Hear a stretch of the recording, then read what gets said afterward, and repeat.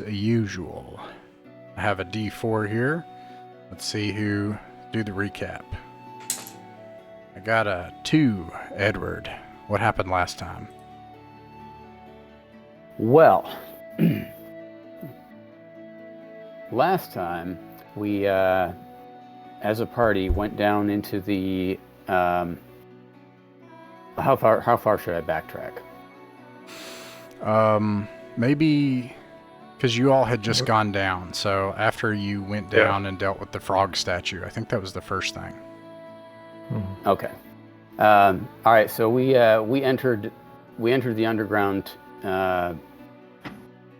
tunnels from after we got into the abandoned keep. When we entered the tunnels, we found a frog statue with a fly that log tied a rope to and moved the fly. We realized that the frog followed the fly and opened up whatever portcullis was on, in the direction that he was facing. One to the south, one to the north. When we moved it a second time, let me backtrack. We opened the south passage and went down and discovered some sort of Cthulhu-esque flesh monster down there that demanded a pound of flesh in order to get a key. We're not sure what the key goes to. It is now in our possession. But we also spun the frog around to the north and opened up that passage before we made any decisions. When we went north, we found 3 tunnels, one that led left, right, and center, and a cultist came down the hall. Now I'm a little confused now. Did we hit did we grab the cultist before the rat thing? Because we got attacked by when the portcullis was still down. We got attacked by a 6-legged giant rat creature. We went north, nabbed the cultist, and then we closed the portcullis because we had to close it to open it, sort of an airlock sort of situation, and then the rat attacked. Thank you. Yes, which we killed after we had captured the cultist. We pretended like we were going to torture him, but we weren't, and we got it. Instead, we were trying to force him to tell us about this creature that was in the south tunnel. He, to our surprise, lopped off a chunk of his arm and offered it up to this flesh creature, which then gave us opportunity to grab the key, which we're still not sure what it goes to. He tried to throw himself entirely into this creature's maw, and we stopped him and tied him up, and now he's tied to the frog statue in the center. Does that pretty much cover everything? There was a brief dream sequence, but I'm not sure what to say about it. But other than that, yeah. Oh, right. We found these runes on the wall, and my character rolled a 20 and managed to sort of decrypt them, which sort of sent him on a very brief spirit journey into a vision of a room covered and surrounded by lava. And when he came back, he had managed to just pull a chunk of flesh off of the wall, which had been rock, and then transmuted to flesh in his hand. So we can now activate, I suppose, the Elder God anytime we want. I'm not totally sure what use that might have, but possibly something. Right, yes, thank you. And the other part I left out was we did get a couple of characters knocked out when we turned the frog one too many times. It set off a trap with knockout gas. And then you all also investigated the southern hallway that went beyond the meat pond, the flesh pond, and you of course, yes.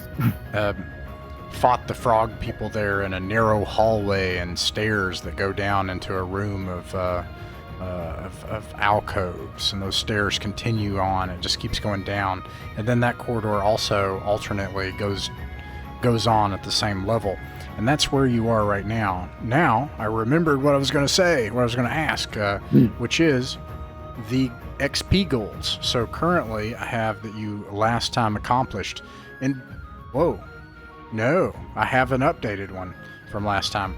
So just as a reminder, determine if the missing people in the underground are in the underground complex, 10 experience points. Investigate the Toad Chief, 5 experience points. Find the key slot, 15 experience points. Determine if the keep connects to the underground, 10 experience points. Anybody want to add any? That's some, at least Something to chew 3 on there. solid goals. I think another one we could add is if this flesh pit is connected to these missing peoples. I think there may be something here. Now, I'm thinking about this. We have missing peoples, a flesh pit, and frog people. Maybe this cult is taking people and stealing their flesh and turning them into frog people. I don't know. Oh, this one's a little bit of a reach, but maybe. I'm just literally trying to put everything in a pot and mix it up. Yeah, so let me generalize that a little bit more. Are the presence of the strange creatures, including the mutant frog people and the flesh pond, are these the former people of Lornedain? We'll see. That's my question. All right, so here you are. I'll describe the area again and then toss the ball over to you all.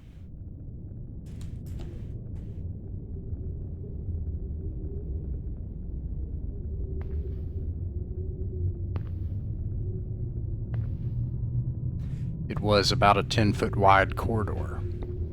It became a stone corridor continuing on relative, to the west, continued on straight ahead. And you encountered in a very narrow staircase, stone stairs that led down into a room with alcoves, these mutant toad people. And they attacked you, and you slew them all. I think some people are missing some spells now. Can't remember if anybody's missing any hit points. But you also have one under your thrall. I think it's under Jubal's thrall. So you have one toad person who has declared that he must leave and rejoin his people. He assumes that you are allies of his people. All right, and then so top of the round, Rex. What do you think? I think we should see if we can convince this fellow to come along with us in order to ascertain the nature of this threat that he's convinced exists. So he needs more information before he can run to actually warn them of it. Let's tell him. All right. Well, he is charmed. So Jubal does this like burping, puking kind of sound, punctuated in places to form syllables. They do Beautiful that back. language. It's beautiful, yes. It's a romance language. They do it back and forth for a moment, and of course he agrees because you're his friends, and it is for the good of his people after all. So you have a toad person that's following you around.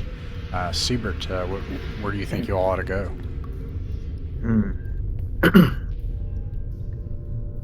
This is tricky.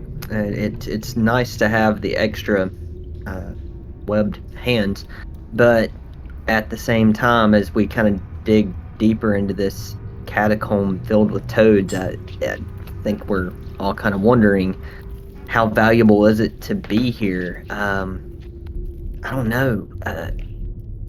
I'll pick somebody at random. Durek, I mean, what do you think? Well, I think we have a decision to make, clearly. I wouldn't recommend that we go further down these stairs and towards, the catacombs, which seem to be where the frog people seem to be living.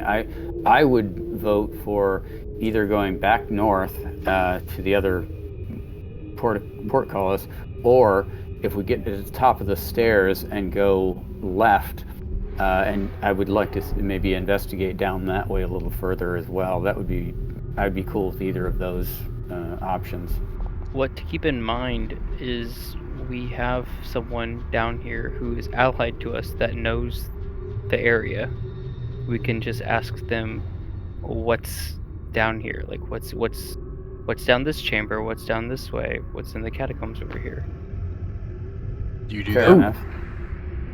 Yeah, that's a great idea. Jubal, ask him if this connects to any other people, or if this is just like all your frog people's territory.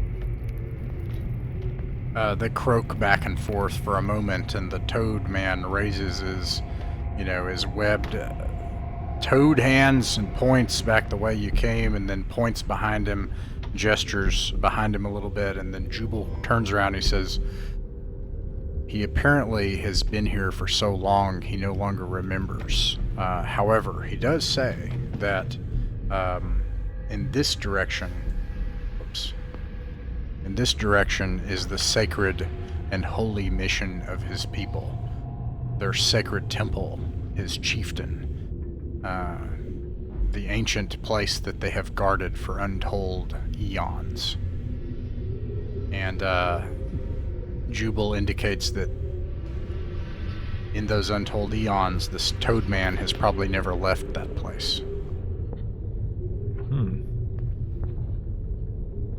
Okay. Well, that just confirms that we're not going down the stairs then. That's all we need to know. Might never come back. Going down there would definitely only do that when we are ready to confront the other toads, which we probably oughtn't. Like, that's just not really necessarily strictly our business, at least until we have enough guys to deal with it. If we want to make them stop disappearing adventurers, I think these are the same group. Wouldn't that make sense? Yeah, I think you're right. We don't know what their directive is, or who's directing them. We do know they were trying to stop adventurers from coming into the valley. I have a suspicion that they're not connected. The toad people are not connected to the disappearing townfolk. I think it's cultists. But maybe that's the connection then, is the cultists are the connection between the missing people and the toads. The toads are these secret things that lied beneath that the cultists uncovered. Yeah. That's my suspicion.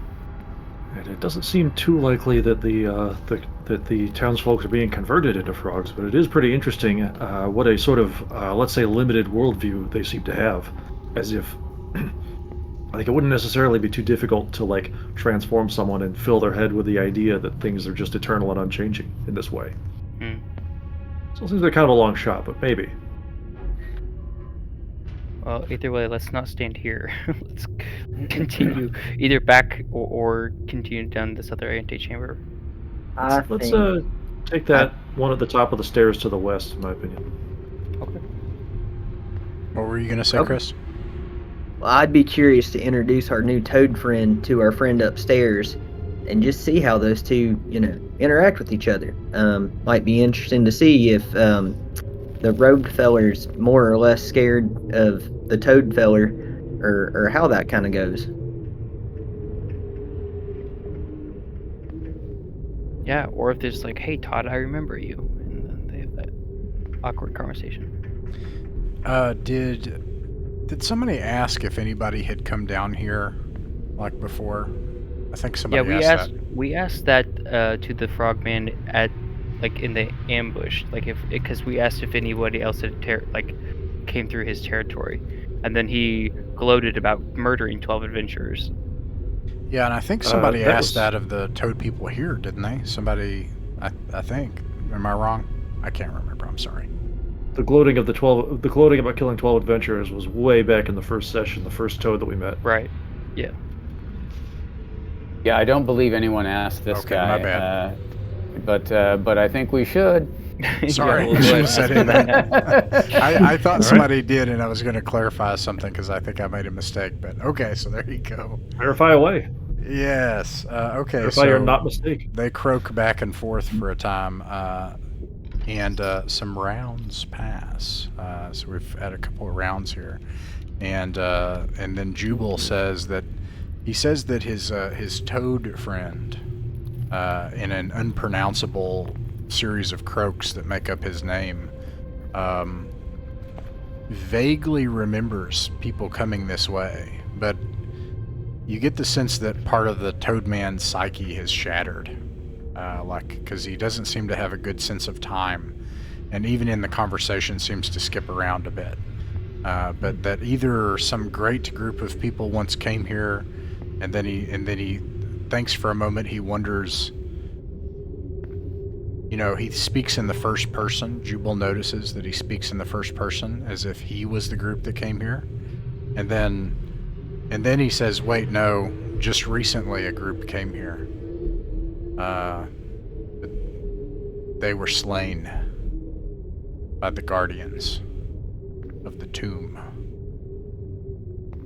They were unworthy. Rex is certainly confused by this and wonders if Jubal is misunderstanding the language somehow, because that sort of skipping around is a very, very curious state of affairs. Jubal admits that he might be. Okay, so let's see. Oh, better than I could speak it. Presently, I think we should try that passage to the west. You go ahead. Yeah, I was gonna say, let's not have this conversation standing here in the middle of this narrow passageway. Let's continue moving. Do you agree, Chris and Edward? To the west? I like the idea of introducing. I like the idea of Sabert's idea to introduce our two new friends here, the cultist and let's call him Glub Glub. That's canon now. That works better than Todd. It's just a Todd. Sorry, I does thought look Todd. like I thought Todd, Todd though. and Toad. Todd and Toad were close in my mind, but I understand. Yeah. Glub Glub is better. Yes, superior name.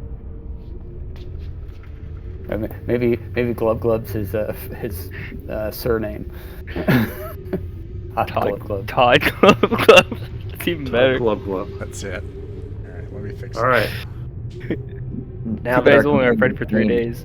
In We theory, have, in theory, we could do this on the way back after we check out the passage to the west. But on the other hand, he might get eaten. Y'all want to just roll better for have it those. then? Even odd? Just, me and Durek are odd, you two are even, and we roll a d4 to see what happens? Sure. Yeah.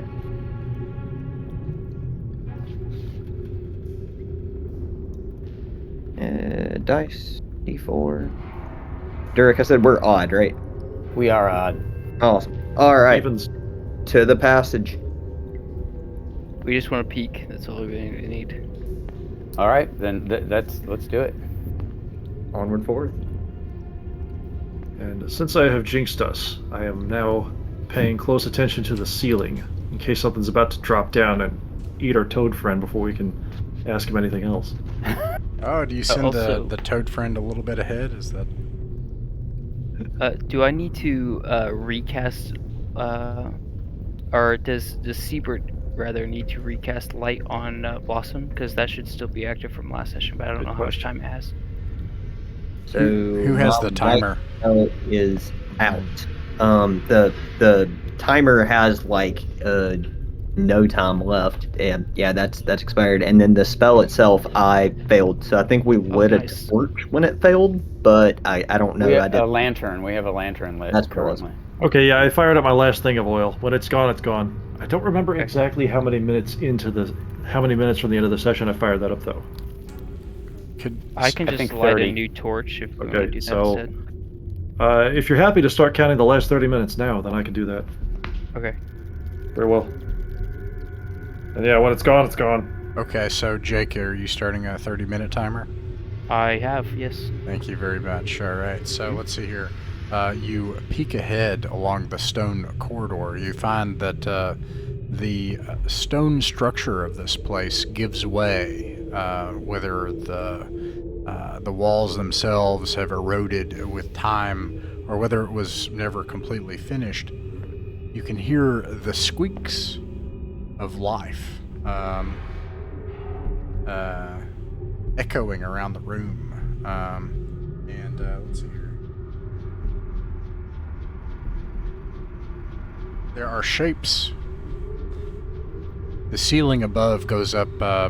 In places it ends in stone 15 feet above you. In other places there are cavernous chasms and holes and passages. You can see shapes moving up above and squeaking sounds. There is a ammonia smell that fills your nostrils, and a sticky white substance covering the floor of the room in places. Also, there is a corridor that narrows further to the west at the edge of your lantern light, continuing on. And I think I owe you more light than this if you have a lantern light. Yes. There you go. I think it's double near. In fact, you can even see where this narrow passage is improved again into a stone wall and seems to lead into another stone room further ahead. Can I use my there's clearly abilities bats as a around. scout to find out if this substance is some type of trap? What do you use? I just said like past knowledge as a scout. Yeah, absolutely. You would know that... Oh, wait. We're doing this, the Hero Dark. Yes, you may roll with advantage to meet a DC 12. 18? 18. This is bat guano. It is mostly harmless, but it smells bad. Don't eat it. Very dangerous if there's a wizard around.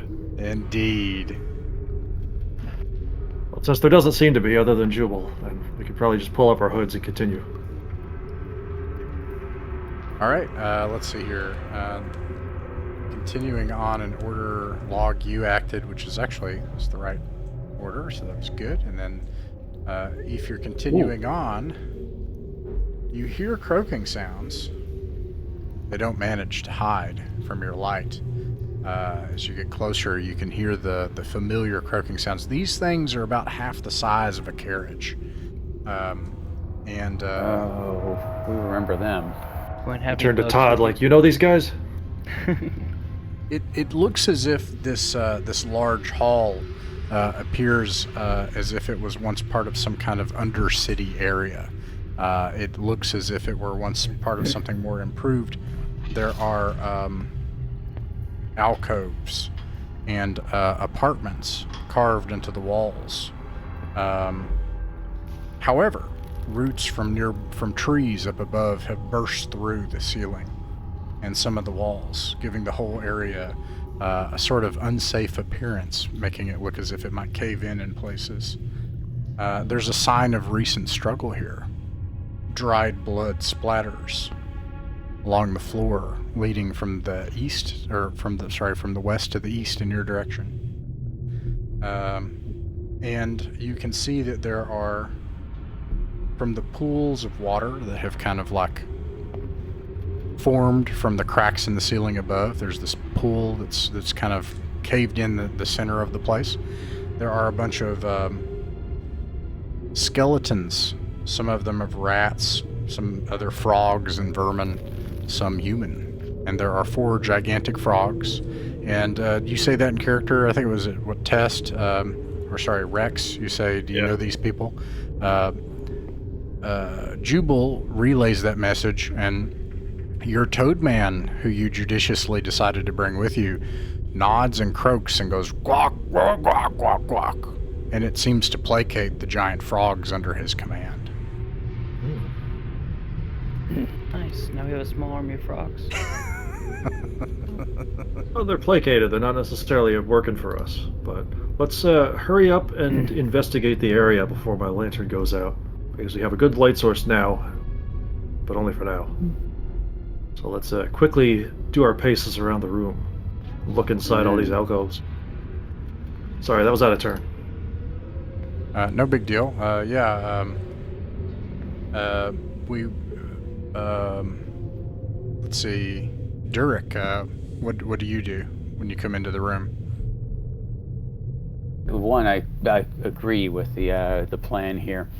So I think what I'm going to do is just check the first alcove that we can see into there on the at the bottom.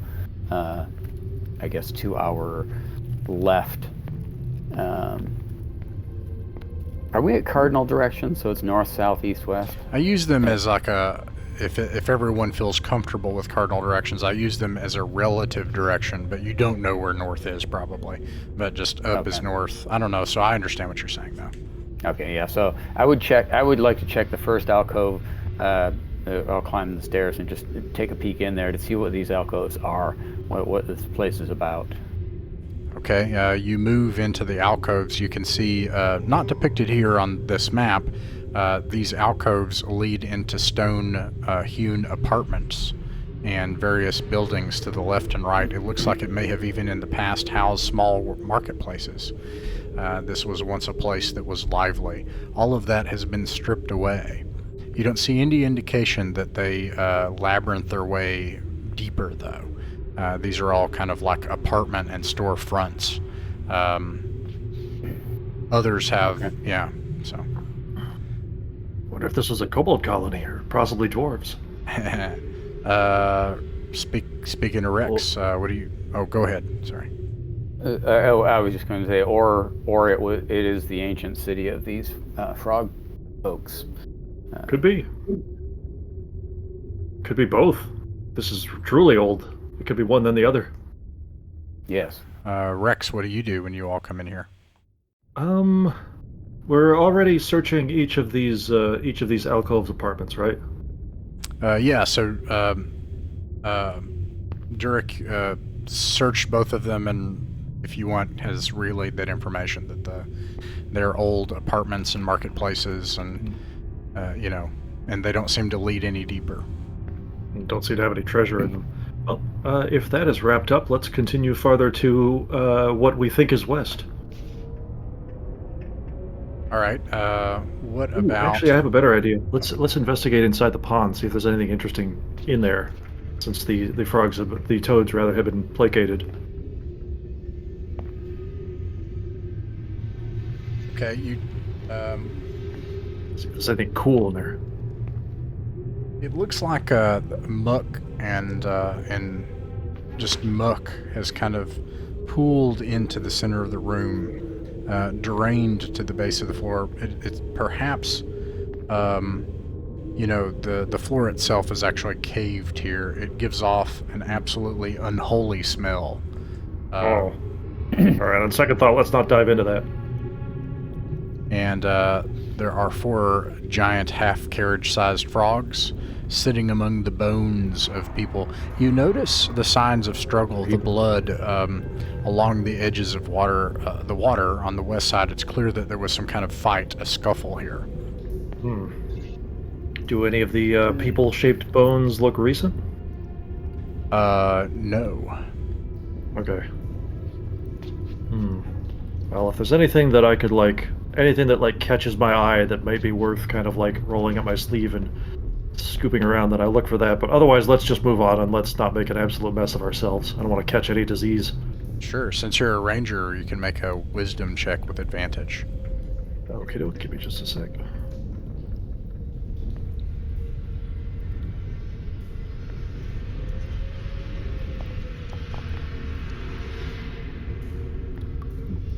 Not so good. 11.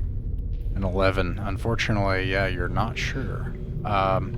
What about, before we move on, so let's see, that's Rex. Siebert, what do you do when you all enter the room? Can I use my herbalist background to look at the size of the roots coming in from the ceiling to determine if there's any threat of an immediate or very quick cave-in, or is it just Yeah. it could or could not happen? Make a intelligence or wisdom check with advantage to meet DC 12. I forgot to roll my luck tokens. Oh yeah, everybody can roll a D4 and get your luck tokens for the session as well. Yep. Hope Thanks. roll too high. And then wisdom, it's +2, so we'll do wisdom.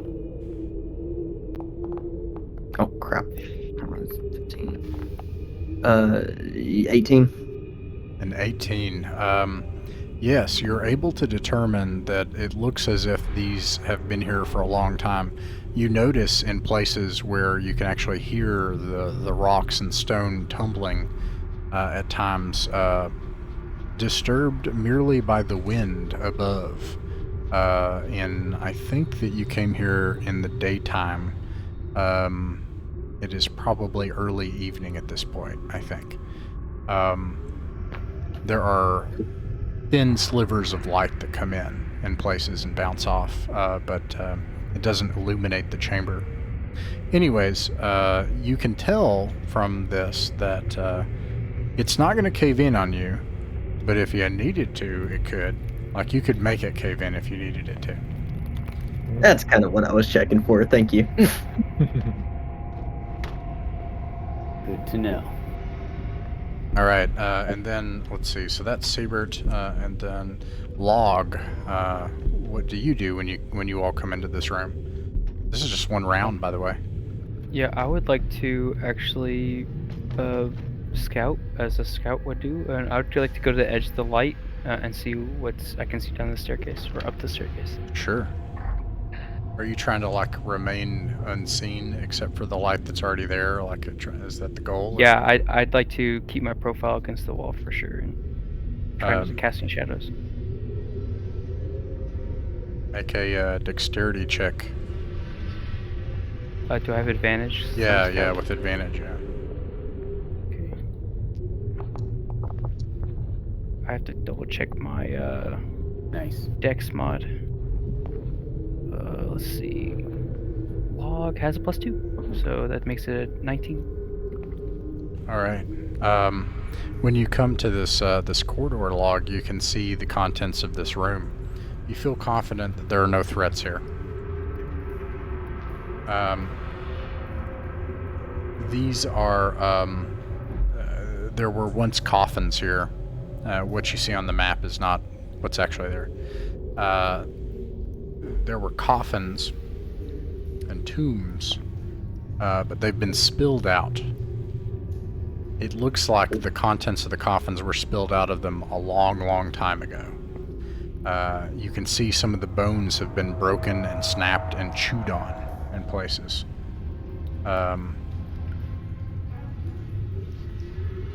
More strangely than that, the bones have then been separated by type. Some bones, like skulls, have been piled together.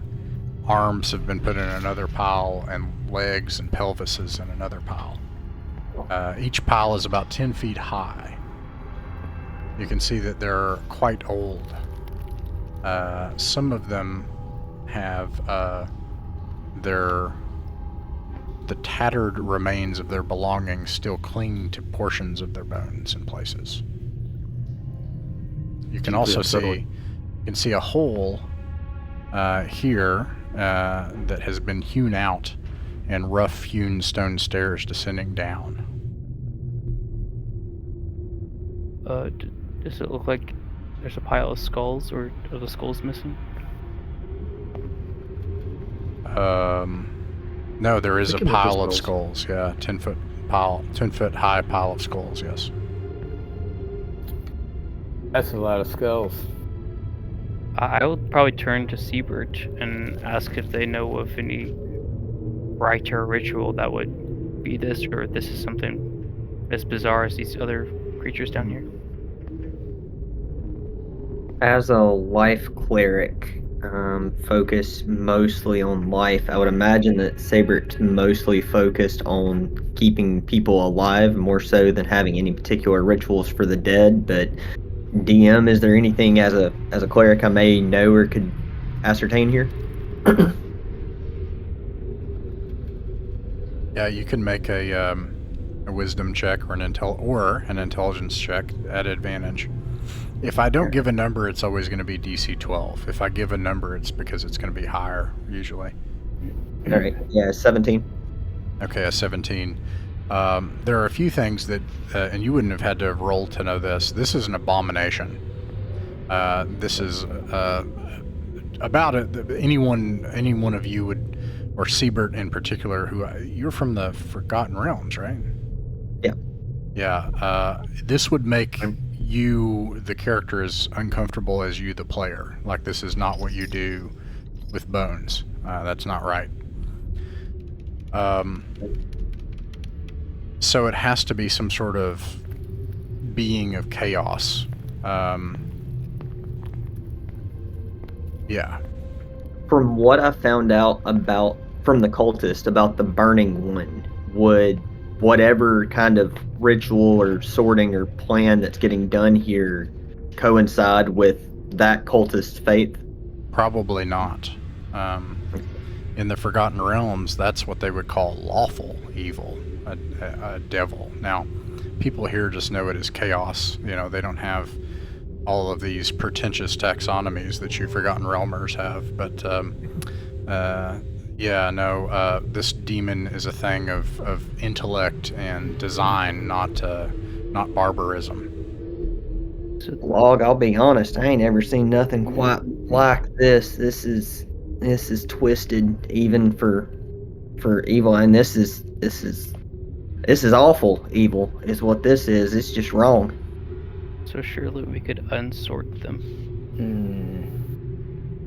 I'd rather not touch them if you don't mind, because based on the munchy flesh thing back there in the stinky pool, I don't want to piss anything off down here.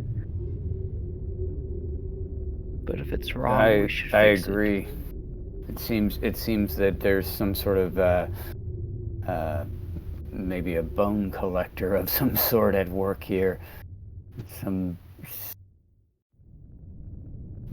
evil presence that would do this to bodies.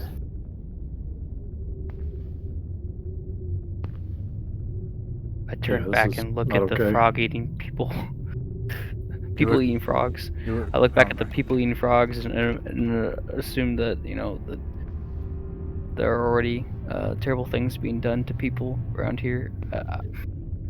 I just take a moment to say, like, well, if this is a rite or ritual to something evil, we could undo it and maybe take power away from such evil.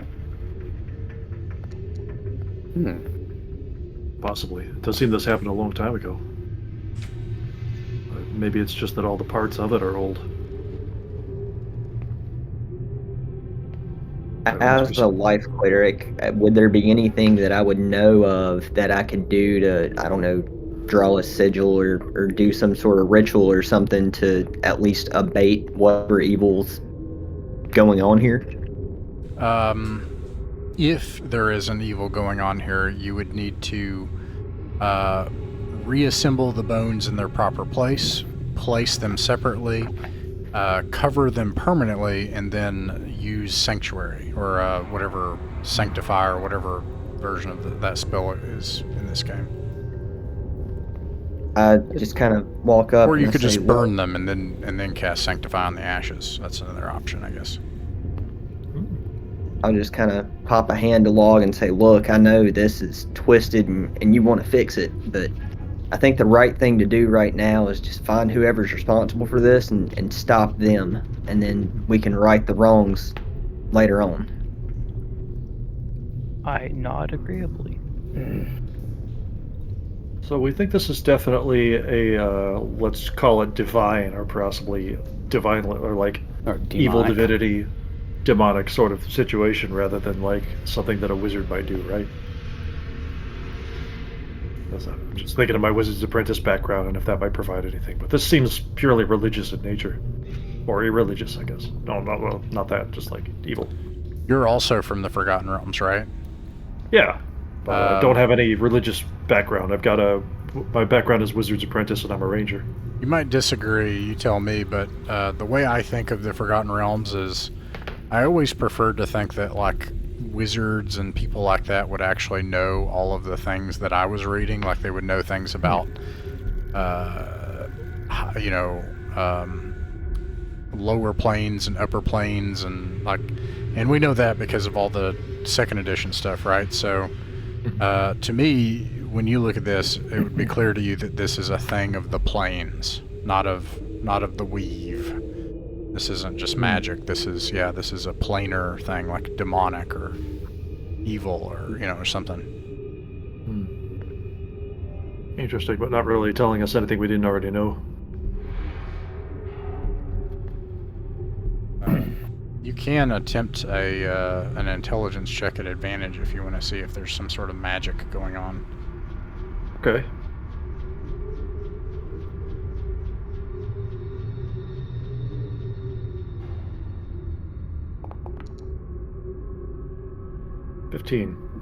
A 15.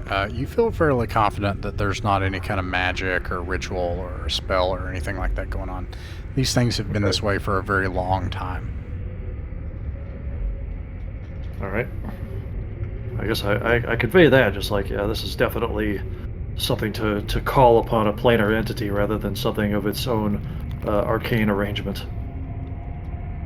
Well, we can't fix the problem right now, and then let's move on. Yeah. Let's go check out this area over here. Sounds maybe. like burning the bodies might work, but we don't have the tools to burn bone. And we're burning candlelight. Yeah. All right. Agreed. So Before we leave this area, though, can we see what's on the other side of that room? If we walk up those stairs or down those stairs, just to sort of, is it descending? So if we walk down into that room a little bit, can we get a where all the bones are? Can we see if there are exits from that room? Sure.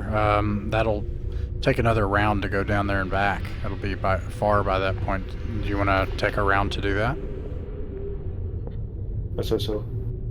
Yeah, I just want to see what we're looking at before we go into the next area.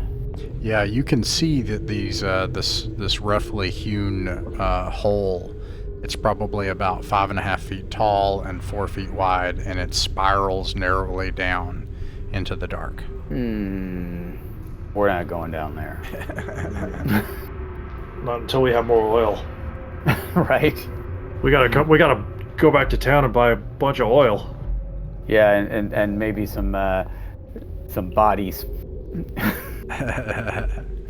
All right. Locke raises an eyebrow. A lot of oil to burn the bodies. Jubal is croaking. You get the sense that Jubal's trying to hush this frogman who keeps making noise and keeps croaking. When What's you he get trying to say? Jubal says he just keeps asking what we're doing, and I tell him not to worry, that we're friends, and that we're going to find the intruders and defend the sacred mission that he keeps talking about. We have to know more. Totally. Can we ask him? Do all of these passages lead to his people? The same back and forth occurs between the thing and Jubal then relays. He says no, only the place that he pointed to before leads deeper into the sacred temple. Okay. And he also says that he hasn't really been out into these areas, and that some of his brethren have been sent as scouts or toadmasters, or a raiding party, but for the most part his people stay in the sacred temple where their mission is. And when you make it to this hallway, you can see that it terminates in a very about a 10-foot wide spiraling staircase, tightly winding its way up. Could be interesting.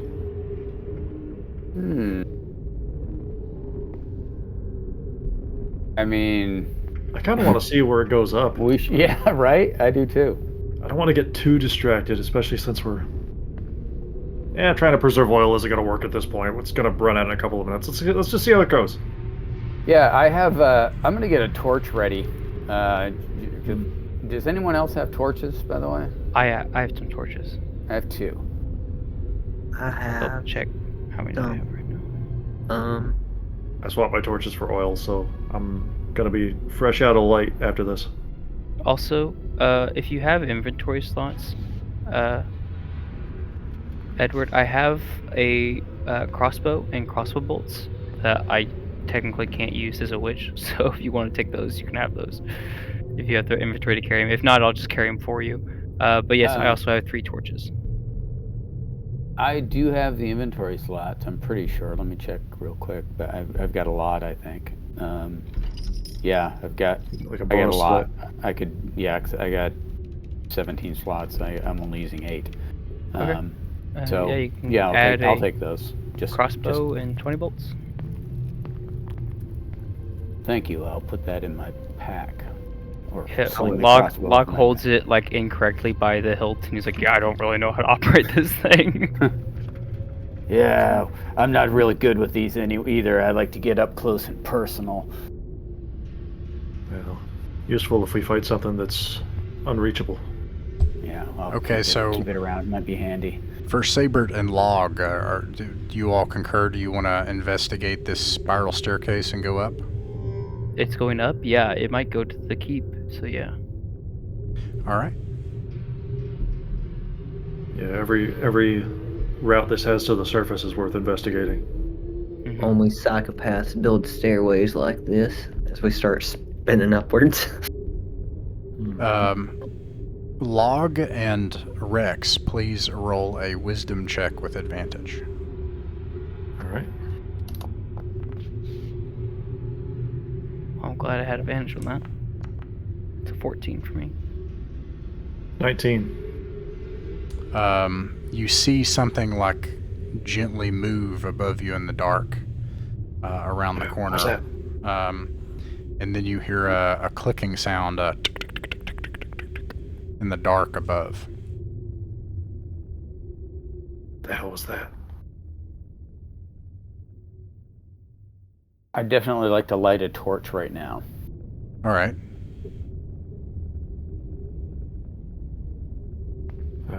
I'll start my timer. Yep. And while I'd still got my lantern for another 2 minutes, I'm gonna shine it up that way. You shine it up that way, and immediately, like as you hold it up, you see something descend right into the light. Whoa. Is this big head just covered in eyes, and Ugh. it attacks, and everybody can roll for initiative. All right.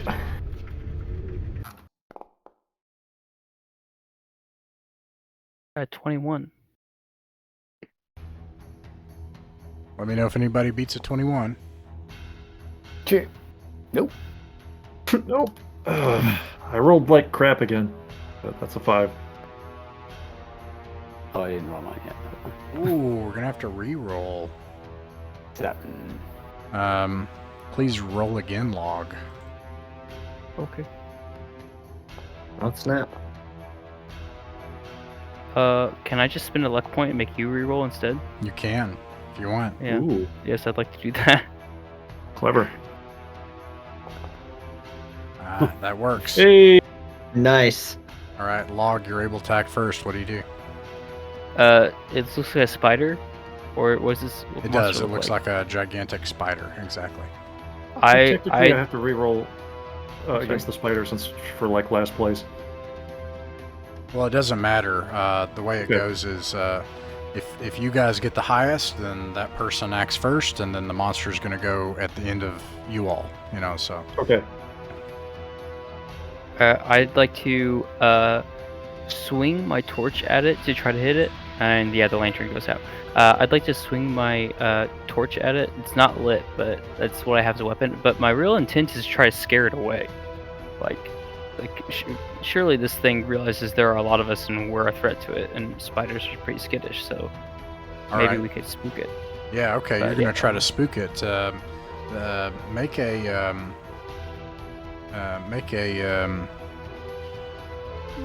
This could be a strength, intelligence, wisdom, or Charisma. dexterity check, or charisma. But Except it'll be. Charisma's my highest stat, so All right. It'll be at disadvantage. I'm gonna spend a luck point then, Ooh. so I all can right. make it at least a flat Nice. roll.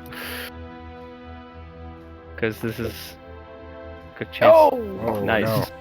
I'm gonna spend my last luck point here. I'm just gonna go all in early Well, game here. You already spent a luck point on that. However, Okay.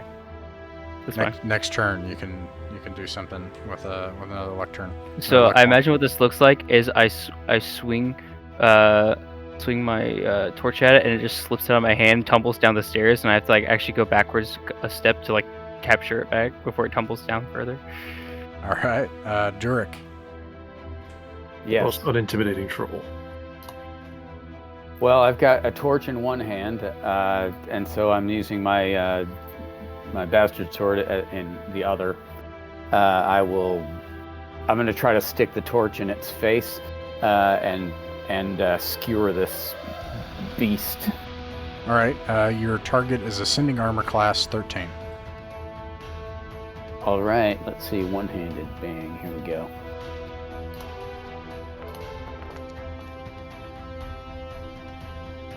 It's 19. 19 with, for 4 damage. All right. It squeals in pain and rears back as you stab it in the face. Let's see. Next is Rex. Back to hell, foul beast.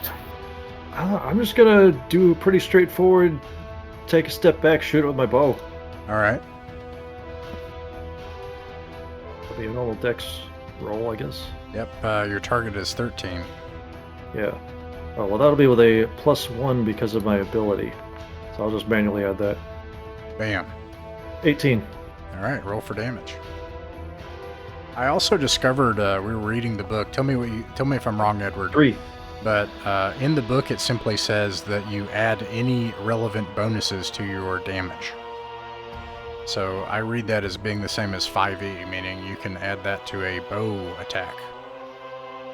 Yes, that's how I read it too. If you have your dex bonus or your strength bonus, depending on your weapon, it gets added to damage. So you can also add your dexterity bonus to that. Oh. I apologize because I didn't do that before, but usually in old school games you don't do that. Alright, well then that's a 6 damage. All right. Because that's 3 for my dex, and then I also have a +1 for my ability. I forget what it's called. Do you want to make it a crit and kill this Yes. thing outright? Can I do that? Let's see. Hero Dark rules. You may... you can turn a hit into a crit. Using a luck point, or what? Yeah, it takes a luck token. Sure. Crack. All right. Yeah. Yeah, you strike this thing after Durik drives a blade up under its head. You strike it right in the center mass of its head, and it shivers and curls up around Durik's blade, and then slides off of it, leaving a bunch of green, sticky ichor on your blade, Durik. Excellent. Nice shot, Rex. Oh, thanks. Before Good work holding it the still group- for me. Before the group gets too excited, Saber immediately jumps in and starts checking the body to see if there's any eggs like hanging about its body. Right. Let me see.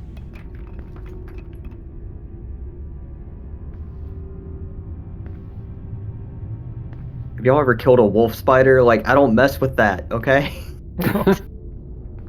Oh man, we had that happen in a Dungeon Crawl Classics game. That's probably my worst body horror scenario.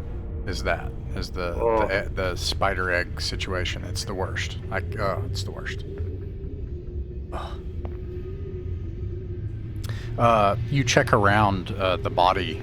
You crack it open in places, Siebert, and you find yourself fortunate that this is not a pregnant spider. You find that the stone around it is old and crumbling. And this was all fashioned as if by a madman. Whoever said that was correct, because it appears almost like an inverted tower in its style. It has an almost M.C. Escher appearance to it. You can see the cobwebs around you above. But otherwise, thick dust lay about everything. That's the only thing you see here.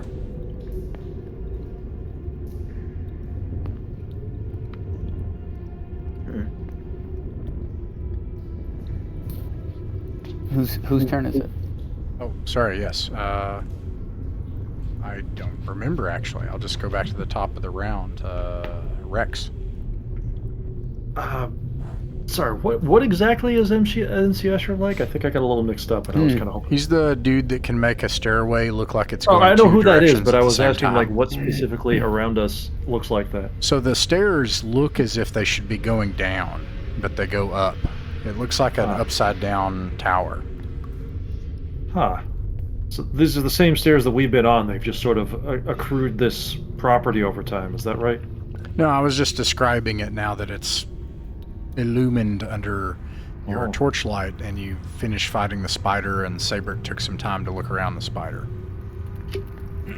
So do we think it just extends upwards forever? No, you can see the pathway that leads out right here. Huh. Let's go through it.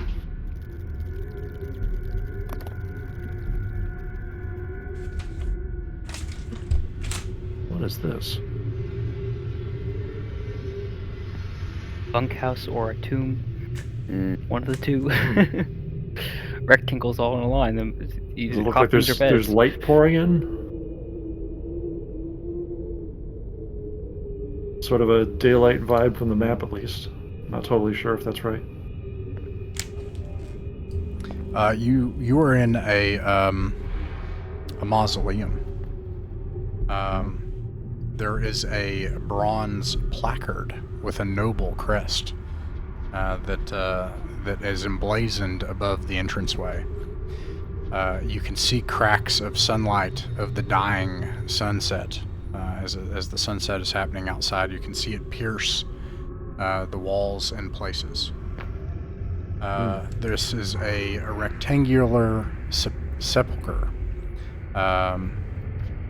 Vaults line the walls floor to ceiling. Each of the vaults bears a name as well on it. 5 marble sarcophagi are placed in positions of importance along the center of this crypt.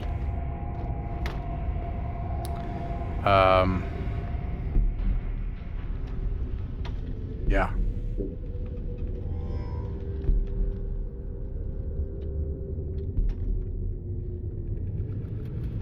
What are the names? I think I'm trying to make sure I have their order of importance correct. Okay. It's clear that they're arranged in order of importance. The one in the place of greatest honor says Francois Lornedain in the common tongue. The second one says Francois Lornedain II. The third says Auguste Lornedain.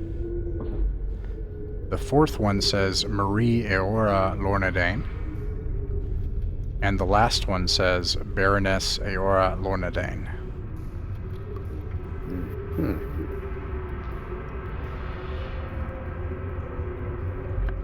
Well, it seems we've come into the family crypt. Yeah, of the barony. I'd say we're pretty lucky. Looks like folks are dying to get in over here. Oh. Oh.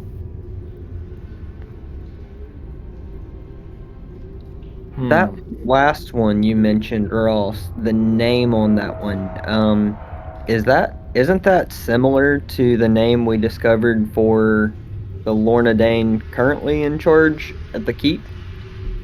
Yes, the Baroness's name is Eora Lornedain. I also have this wrong.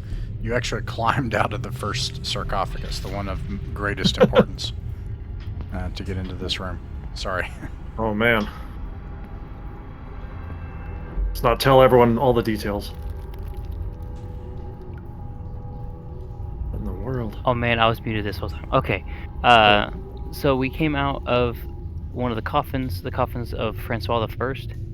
That's right. Okay, so then there's also Francois II, Augusta.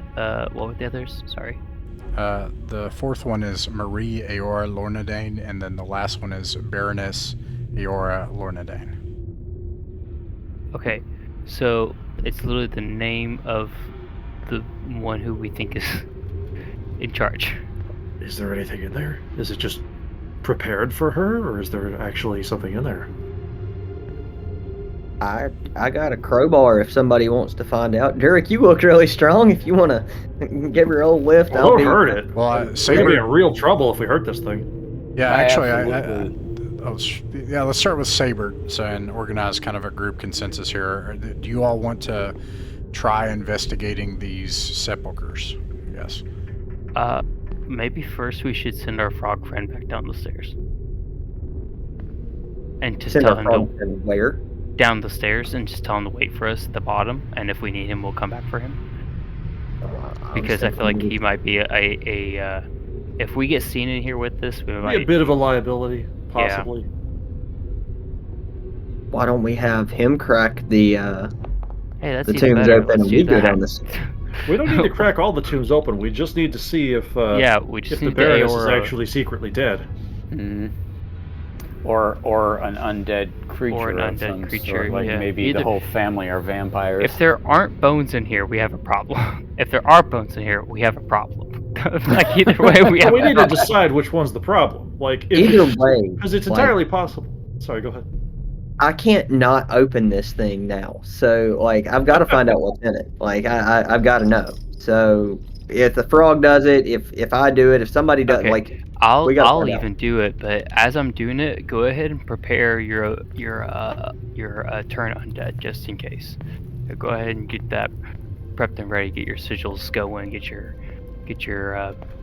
incense burning. Whatever you gotta do This for won't that. really clarify whether she's undead or not. Because if she's undead, she doesn't necessarily need to sleep here or anything. This is just a question of whether she has been buried here and replaced.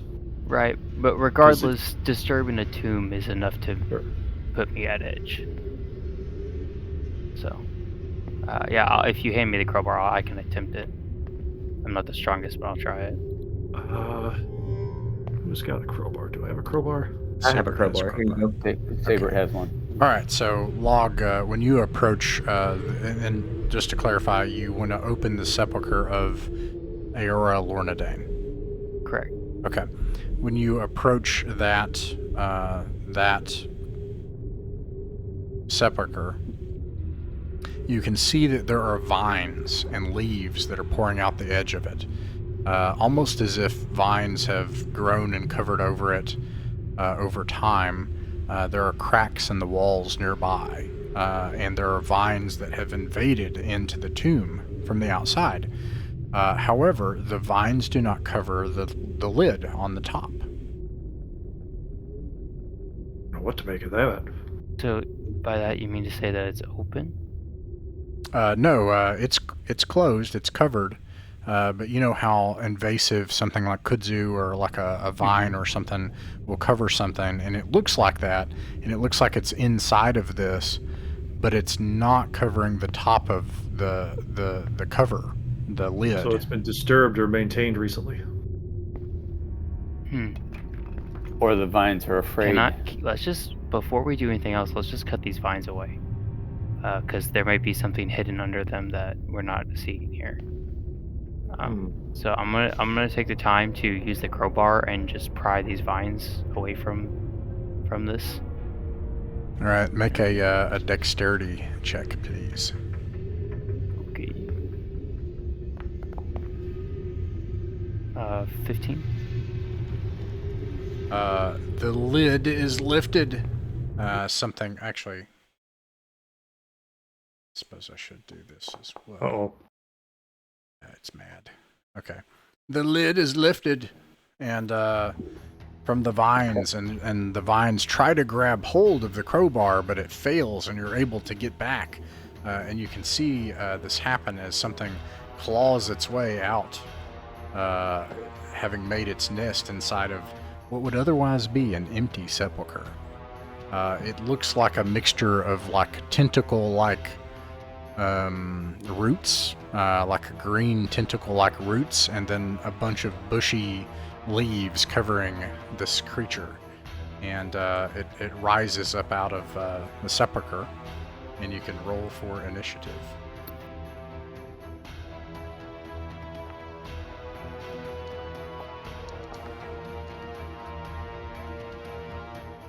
An 11. Somebody got an 11. Is that the highest one? 11? Hold on. I'm coming now. Here we go. I also got 11. All right. 8. Since Log is up there, I'm gonna have him act first. Log, what do you do? Panic, cry. I don't know. No, I guess I'll just try to. I'm gonna try to hit it with my club. All right. Your target is Ascending Armor Class 12. I hit 17.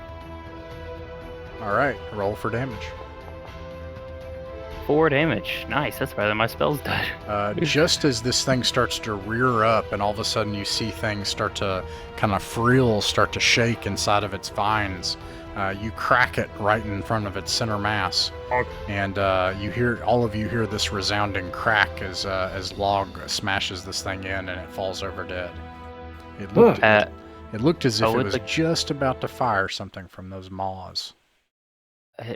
As I do that, I strike and I say, "Down, boy, down!" And then Good reflexes.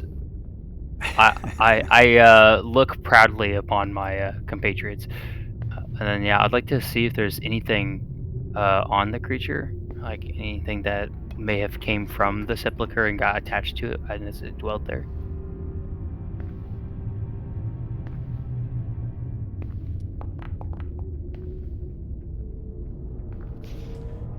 Okay. You find nothing of value here. Let me make sure. Yeah, you find nothing of value here. This thing, as it rears up and you cracked it, it just like slumped over outside of the sepulcher with the lid open. It's clear to you that this thing came in from the outside, found a cozy home, and waited here. And that's where it was living. And you killed it, and this was an empty tomb. It is empty. No one has ever been not expecting at all. We had thoughts about what if there were bones and if there were bones, but nobody planned for this one. Right. So it makes me think, like maybe this is just planned for her in her. I think this is just prepared for her, and nobody's been in here in years. Do any of the other tombs have another those? one? I don't know about that. The other ones are going to have actual important people in them. Well, not all of them, because one of them was a staircase, right? So, that's true. We have technically already disturbed one, but that one came pre-disturbed. That's not on us. Does it look like the same craftsman might have made all of these tombs? Like, are they all crafted similarly? Yeah, they all look similar. Yes. Do any more have the same tangle of vines leading into them? No. Okay. Let's leave the other ones alone, because enough graves have been disturbed in this area already. Can we put the lid back on? Good idea. In which case, we're actually putting it back in a better place than it was before. Yeah, we've improved it. Does everyone agree that you don't want to search the other sarcophagi? I don't think we should. That's too disrespectful. I'm gonna say, is there an exit from this room? Yes, it's not depicted here, but it's to the south, and there is an exit. I do see something to the south. Yeah, we could at least open that and let some sunlight in, if nothing else, and some fresh air. Or I guess moonlight at this point, but... It's full of plant monsters. Sunlight's what got us into this problem. Yeah, or at least look out and see what we can see out there. We see where we are. Yeah. Alright, I vote we open the door.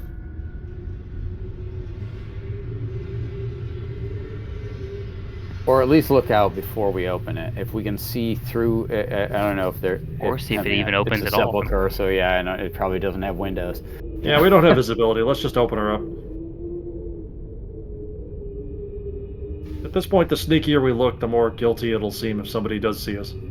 Let's just be like, whoa, we're here from underground. We could just point we at have the nothing staircase. We're adventurers. We came from underground. That's a totally normal place for adventurers to come from. Who has the torch? I do. Sure. Okay.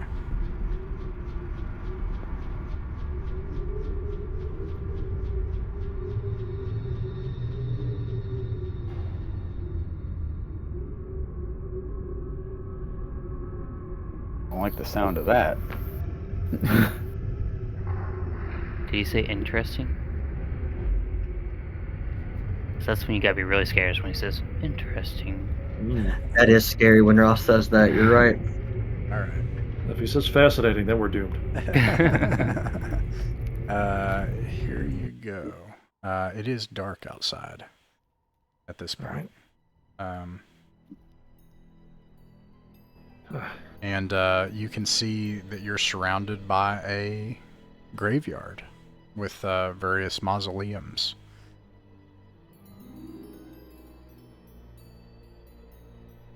Rex is gonna climb a tree and see if he can, a tree or a fence or a building, and see if we can find where in the barony we are.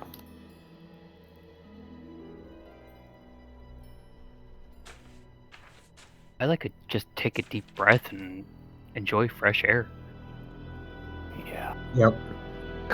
Hoping it doesn't smell like rancid bones or something. All right, you head over here to make your way to a tree. This whole area has appears as if it's been untended for a very long time. There are these big growths of various plants that have invaded and taken over. There's cuts of from the terrain where things were dug and then never finished. And as you pass by, Rex, make a dexterity save.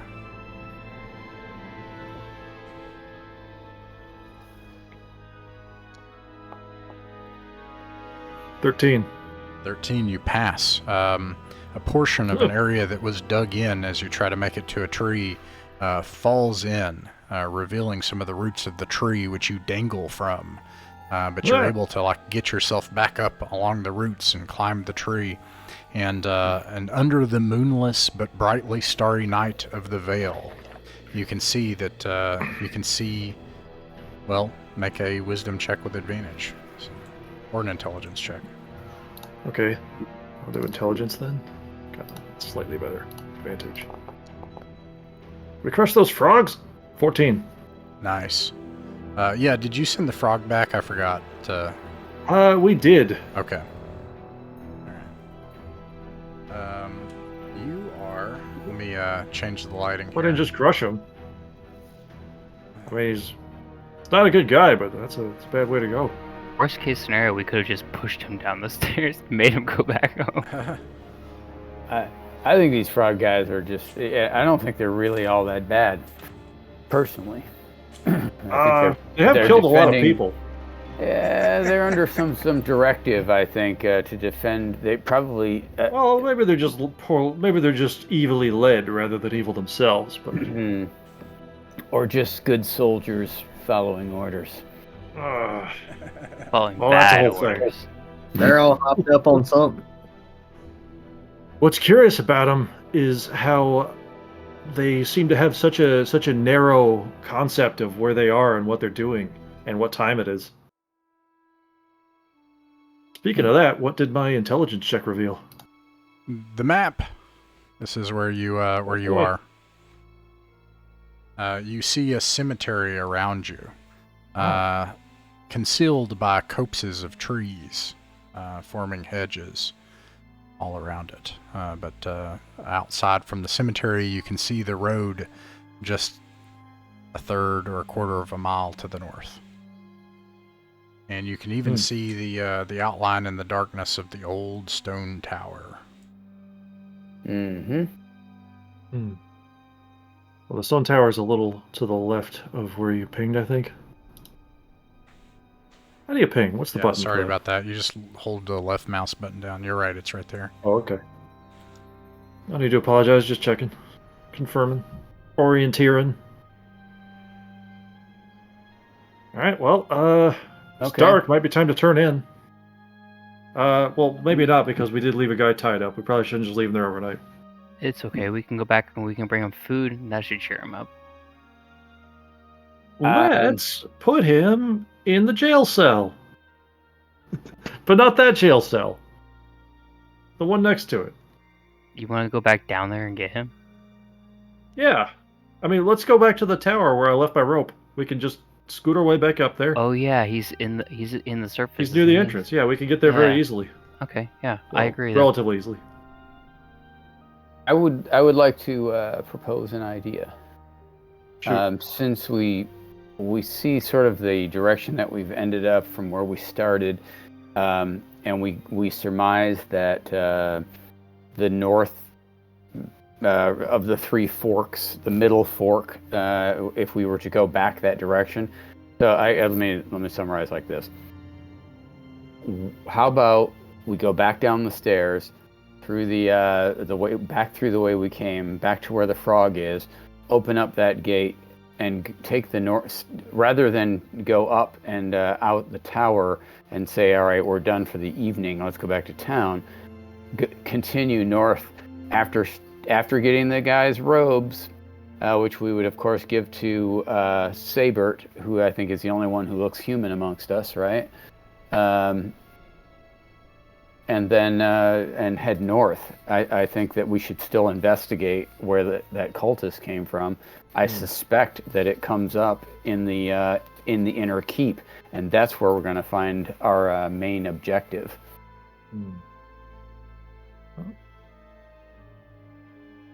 If we think we have enough endurance to do that, then all right. All right, so we got, it sounds like 2 votes to go and scoop him up overland and go back and turn him in to the. Well, I think Durek's idea was to completely retrace our steps and go there underground. Right. So I think going overland would be faster. I mean, it's right there. Well, yeah, okay, but here, tell me let me frame your option. You tell me if I'm wrong. What I heard from you and Jake, I'm hearing you all say, on foot, overland, up above, go get him at the tower, then go back to the village of Lornedain, throw him in jail, or turn him over, in this case, to the guardhouse. Is that right? That's what I intend to do because we haven't rested yet. Like I think we really should rest before we venture down there again. That's my opinion. Is like a lot of our spellcasters don't have their spells, or some of us are missing hit points. I think it would be a better idea to rest and then we can go back in the morning. But leaving a person tied up probably isn't the best way to gain a reputation in town. So maybe going to retrieve him on our way is a better plan before just setting camp for the night. I think Durek suggested we just maybe I misunderstood, but I think he suggested we just press on tonight. Okay, and then did I understand you right? Yeah. That's what I was suggesting. Yes. Okay, so and then a second option is press on and go explore the dungeon underneath, and get the robes off of him and figure out where he came from, on the hypothesis that maybe it leads to the keep. Okay, so those are 2 options. Sounds like 2 of you are saying go overland. What do you think, Sabert? I would like to marry these 2 plans together if All at right. all possible. So I would love to travel overland to go and get the dude, take the dude back to jail, get our rest for the evening.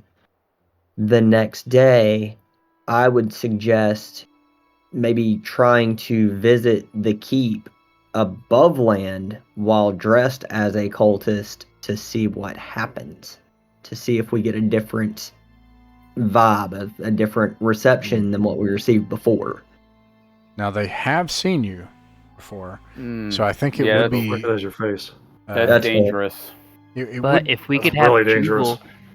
Jubal rest, regain his charm spell, and charm the cultist, that we could have the cultist beat the cultist.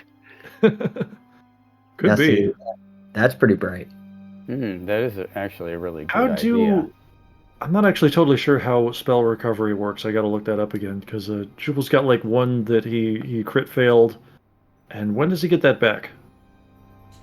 He had something bad happen to it, so he has to do something. I'll glance at it real quick here. Okay. Well, all right. Let's not focus on that part for now. So it sounds like most people are leaning towards try to get an early night and tackle it in the morning. I will go along with you guys if that's if that's what the group's decision is, for sure. Could we buy some more oil? Caution. Yeah, we probably should resupply a couple of torches and whatnot and some oil. But I would caution everybody before we go up top. Remember that we're in hostile territory.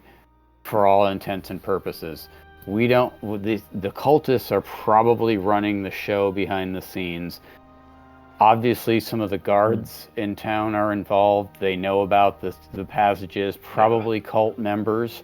So we don't want to. We're going to take this. If we take the cultist back and turn him over, he's probably going to be like, "Oh yeah, we'll take care of him," and then they're going to let him go. You know, Okay. or they'll pretend. So I'm just throwing it out there. Of like, we got to remember that. Okay, We can't I thought trust this over a anybody. little more, and I don't want to necessarily go back on our decisions and just endlessly relitigate them, but I just considered that these guys are going to notice that cultist is missing, and the more time goes by, the more they're going to realize that. So that might be a reason to just press on for another hour or two and just see if we can crack this thing open while we still have some element of surprise. That's actually really smart.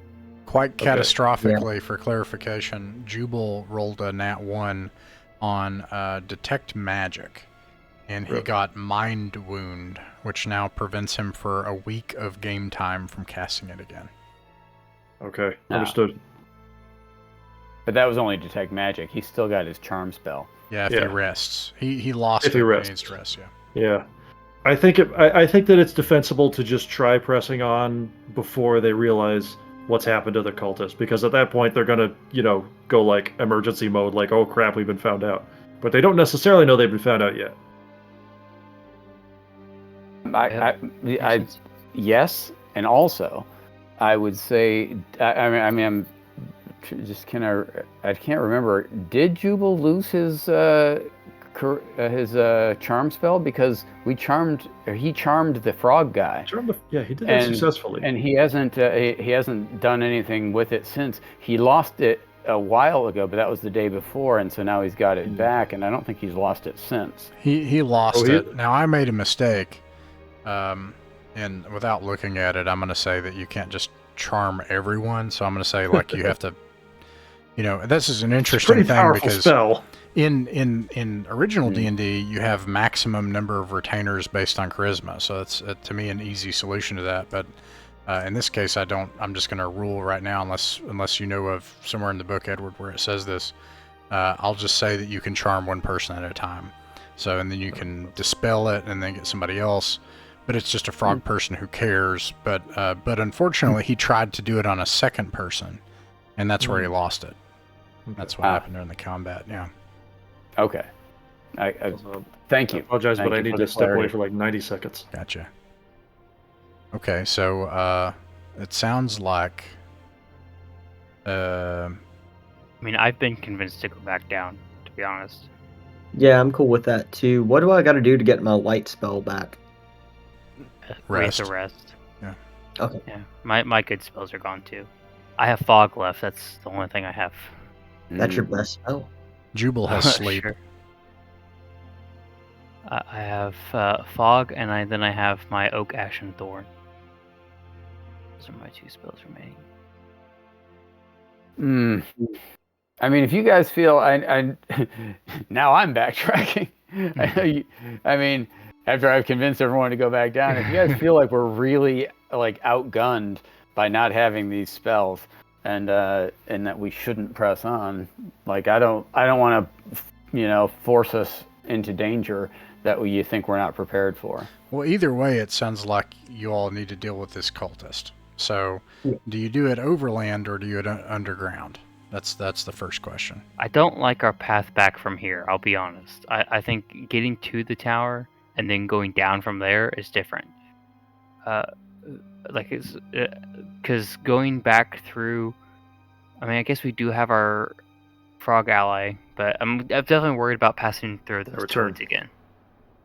I really don't want to get near those toads or any of the frog guy stuff. If we could stay away from that, that'd be great. So, if we go overland to the tower and then use our ropes that are still there and retrieve our cultists that way, and then delve in from that, or the same entry point we did last time, I'm more confident in that. We did leave the frog there. The toad man. We left Todd the toad there, telling him that we would just return that way, right? Or have we decided to drop concentration, if that's a thing? Todd Glub Glub? Mr. Glub Glub? Todd Glub Glub. Todd Glub Glub. It's up to you. You could tell Jubal to either drop it or you can have him wait for you. Which would you prefer? I don't know what to do. I mean, I forgot that we had him too, so I'm cool with whatever you guys want to do. In my humble opinion, let's just immediately backtrack. Pick up the toad man. Use him to get past those other toads, no problem. Head right back underground to the guy. Just completely retrace our steps. We already know the way. Bada bing, right now. All right. Yeah, I think that's a good idea. I'm with Jake on the overland travel idea. I don't care if we grab the frog or not, but I'd rather go overland than underland because I don't want to piss those bats off or really see them again ever. So, do y'all just want to roll for it, even odds again? Sure. And Got this it. time we commit. Wait, who's even and who's odd? I will figure that out when I find my roll. Okay. Here we go. Edward and Tess, y'all are even, and Okay. Jake and I are odd because me and Jake are definitely odd. Sure. All right, y'all Even win. Stevens. Underground it goes. Okay. Well, let's just try to do this as quickly as we can. Hustle, hustle. Oh, that's a lot of dice. Oh, that Uh-oh. sucks. No good's coming of this. It was a terrible idea. Oh boy. Well, it's my Whose fault. idea was this? Ah! You listened to the kobold. I don't know what you expected. You're our de facto leader. I didn't say I wasn't. 8, 9, 10, 11, 12, 13. It was worse. The fool or the fool who follows him. Log and It sounded like a good idea at the time. Log and Rex, please roll a wisdom or intelligence check with advantage. No problem. 14. 20. Not natural 20, though. I think that you make it all the way back to... so I'll say, Rex, you hear this. You make it all the way back just shy of the entrance to the tower. Nice. See, it worked great. Get like this far, and then you hear skittering, slimy, scraping noises just beyond this portcullis ahead of you.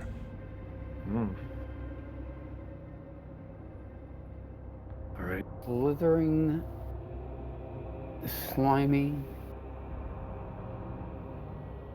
Get her in. He's Are we describing able my to brother, tell- but I don't know what he has to do with the situation. What?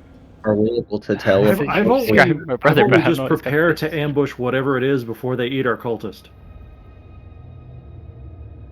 I think it's coming from the other side of the portcullis, yeah? Oh shoot, it's closed? No, it should still be open. Yeah, Did well I the propose we just... He just said we made it to. We hear it coming from that. We made I it propose to that the other instead side. of... I propose we just, like, prepare to just ambush whatever it is before they eat our cultists we left there, because we don't want that to happen. I want to note with what you're about to see that I did randomly roll for this, and you did make this choice. So none of this is a design that I had or anything. Okay. So we have one vote to like rush in and try to save the cultist. What about everybody else? What do we see inside there? We don't see yet, but I saw the name on the thing that just got rolled, and it's not going to be pretty. But I stick with my vote. Let's try to rush in and save them if possible. Let's just try to focus on tactically ambushing the monsters, if that is a thing that we can do. That would mean climbing up those stairs and getting to the frog room, right? Can we Where the just cultist is fire our tied? crossbow through there though? Through Yeah. the portcullis? Yeah, I mean, Well, the portcullis is open. Yes. What I think is the problem, though, with that is that by doing so, we're going to put ourselves into a kill zone going up into that chamber if there are multiple combatants, which sounds like there are, we would be better served to stay where we are. Yeah, just wait it and out. let them come down to us where we can ambush them as they're coming down the stairs. The cultist, sorry, buddy, I didn't know you. Well, if I'm outvoted, I'll go with that. But my opinion is my opinion is that we still just kind of rush in and just try to take them by surprise. I'm not sure if surprise rounds are like a thing that we could accomplish. As but you give it a guys shot. discuss this for a while, Uh-oh. all of a sudden the scraping, slithering sounds grow louder, and this thing comes into view. Okay. And it rushes towards you. Roll for initiative. Yeah, roll for initiative, please. We need like a creepy sounding combat. What do we got here? Oh my god, I'm rolling like garbage constantly. All right. Did anybody beat a 20? I had a 13. I'm gonna spend my last luck Oh. point, make you re-roll that. All right. Good sir. I think I still got 2 luck tokens. I got a 20. Gosh dang it! Son of a monkey. Cool. It Alright, guess we lose this one. rushes forward to attack. I assume that you have a marching order, and you probably put your big guy up front. Probably, with yeah. the Toad Man. Make a lot of sense. Bring it. So yeah, it rushes to attack Durek. It gets 2 attacks. I wonder if you could, like, kind of reverse pole vault it into the goo. Does a 20 or 17 hit? Both of them do. You take 9 damage. Please make a con save. Uh-oh. 9 damage on a con save, eh? Alright. 17. Oh, thank You goodness. pass as you see this thing 19. lap up, and a bunch of its needles like pierce into your flesh. You can feel yourself getting woozy, and then you just like, I don't know, maybe you like do a forward like hip kick and drive this thing back off of you, and it you can hear the slimy flesh buckle under your boot. And you get your gaze back, but you can feel the blood pumping in your ears, and you can see the blood pouring out of the wound as it's been ripped out of it. And let's see, that's the top of the round. Who got closest behind 20? We got what? I had a 13. 13? Okay, so Log, you'll go first. Okay. I would like to use Blossom to flutter around and distract the creature while I use my rope, and I would like to try to like in some way get a purchase of this creature's, like we can Lasso try to it?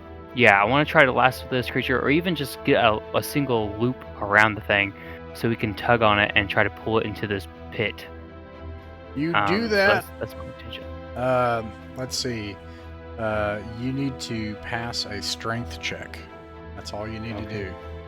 I have a +0 strength, so Roll high. 16. It passes with a combination of, I'm not even going to have it roll, because you have the bird, and you throw the rope around it, and you drag it, and you pull it.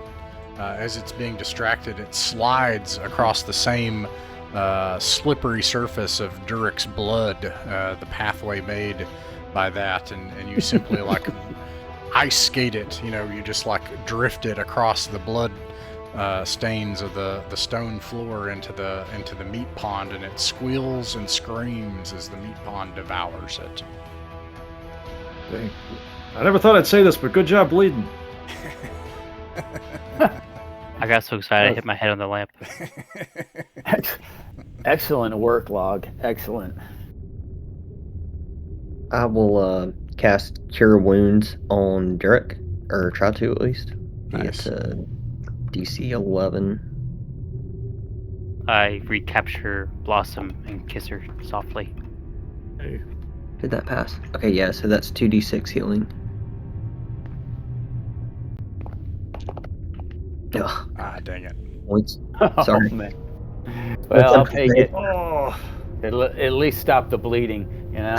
I don't know where the round was. I think we were kind of off of it, so we'll just go back to the top here with Rex. Well, I said it rotates, so I'm gonna go to Sabert, what do you think? What do we do next? Coming off of my cure boo-boo, I kind of look forward into the room ahead to try to see how much of a mess this creature might have made out of our cultist friend. Yeah, and by the way, if you take another round, you can cast it again, so long as you don't lose it. Now, it takes a round, right? So, which means time passes, which means monsters, but if other people are doing things and you want to try to do that again, you can do it as much as you want. It's kind of wild. But meanwhile, everybody goes up, you find a headless cultist. I can't really imagine a different outcome. From that thing appearing and coming through and having a free snack. So. Yeah. Fellas, go ahead. He was an evil cultist and a sack of shit. Grab his clothes. All right. Well, we did let him go. We let him go from this mortal suffering. I'm just gonna pretend I didn't hear that. All right, you grab the clothes off of him. And should we feed his body to that pit too, just so that he's not left here in indecency and headless? And so, 2 data points on that, right? 2 data points. Number 1, I will award no chaos points for that. Number 2, I'm okay with it, but if anyone's uncomfortable with that, you can do something else if you have a better idea. It seemed to be what he wanted. It's what he would have wanted. It's so weird. And it covers our track. It's how I would have wanted it. Yeah. But, I agree. Yeah, there's really not a good answer, is there? Like, at this point, so you throw him in the meat pond. It's the garbage disposal. I'm not gonna pretend that went how I wanted it. I'm just gonna accept the L. Just gonna accept the loss and just try to move on. Try to do better next time. We still have this key that we got from that pit too, so we need to find out where that goes. Yes. Hopefully, it'll reveal itself when we go north. Now, fellas, we do have another decision now that we've come back. We're here at the frog spot. Can we call it the frog spot? With the statue. We could, if you guys have changed your mind, I'm less enthusiastic now that I'm bleeding about going forward. If we wanted to pop up from here to take the stairs to get up to the tower, call it a night, get some rest, come back and investigate. Now that we don't have to explain the cultist, we can just be quiet, and the townsfolk will never be the wiser. So we could just get a good night's sleep and come back and investigate the north. We could even go into the jail if we wanted to, as a route to get back into the catacombs. Let's just take that route tomorrow to get back in here, and just let them know that we don't believe them, and we're not even making a thing of it. Just like, morning, time to use your secret. Tip of the hat. All right, using your secret. Totally not a secret. We know everything. Yeah, we don't. That's a horrible idea. I hate everything about that idea personally. I definitely don't want to draw that much attention to ourselves, or walk in with manhood larger than the kobold swinging it. So yeah, I think that's a little too aggressive of an idea. I think that it's worked for us before. Well, first thing is, do you want to continue exploring, or do you want to make your way back to the village of Lornedain? Village tonight would be the plan, and then we can decide how brazen we feel in the morning. What do you guys think? I'm feeling a little less confident than I was before after all that. So yeah, I think I'm willing to go with everybody and just kind of tap out. Yeah, I'm feeling that way too. I'm down 7 hit points now. So yeah, I tried. Anything was made. Well, you can try again later, like when we're in the comfort of our hotel room. Like it takes you maybe a couple hours. Again, this is not a large area. To make your way back. Retrieve my rope. to the village of Lornedain in the evening, and you do find that there are the War Mallard Inn is still accepting patrons at this hour.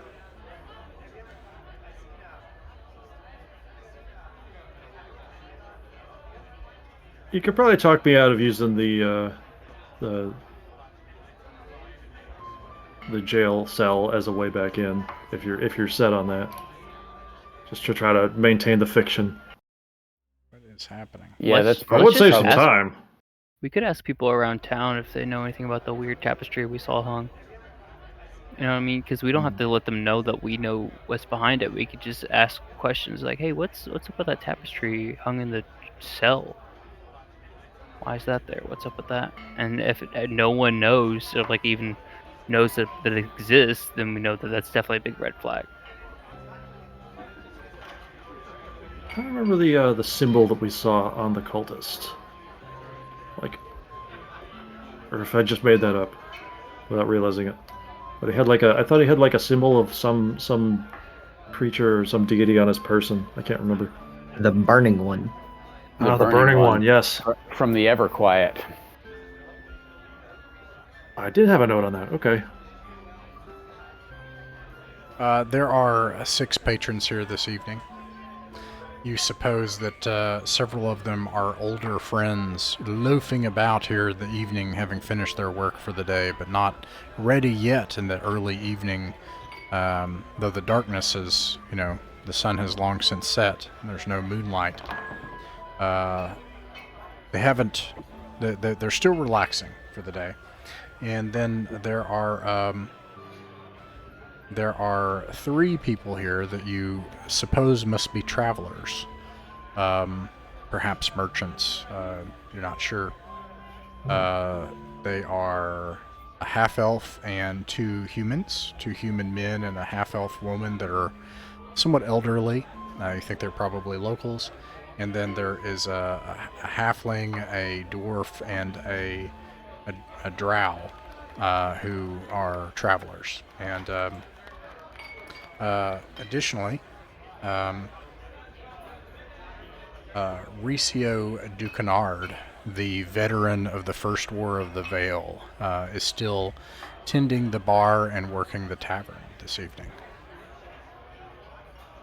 He's our friend. Mm-hmm. Probably nobody here who'd know anything about weird cult faiths. I would like to talk to the travelers if we can, just to get some news on road conditions.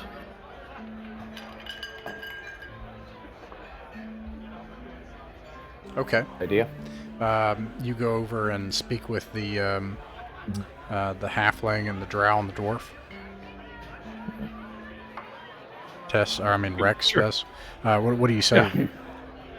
Well, we've probably made it pretty clear that we've had a rough time of it, but I'm unharmed. So after we see to Durek getting healed up a little bit, or at least getting him the warm drink to sleep it off, I just kind of roll up to them, and say like, you seem to be from out of town as we are. We had a rough time getting here. How about yourselves? The dwarf, dressed in simple burlap and linen, he looks ancient, with long white curly hair and a billowing Santa Claus-like beard. He immediately starts with, "Oh God, you smell terrible," and the drow elbows him, and the halfling says, "I'm sorry, please take a seat. You do seem. Are you okay? Did something happen? Do you need some food?" We could certainly use some. We'll pay our way if we need to.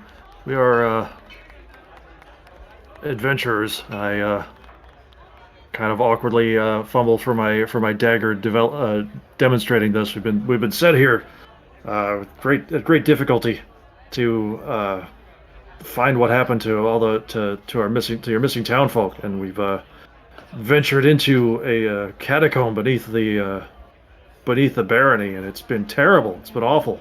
Had nothing but one misfortune after the next. As soon as you produce the dagger, their eyes just go wide, and they're like in awe, and like this would be like revealing that you're a member of this Navy SEALs or something. It's just like, oh my gosh. I was gonna go with the Backstreet Boys. Both at the same time. But Wow. yeah, and they're like, wow, you're Adventures of Perenval. Well, that's easy. We came via the river on the way in here. We can tell you exactly where the missing persons are. Whoa.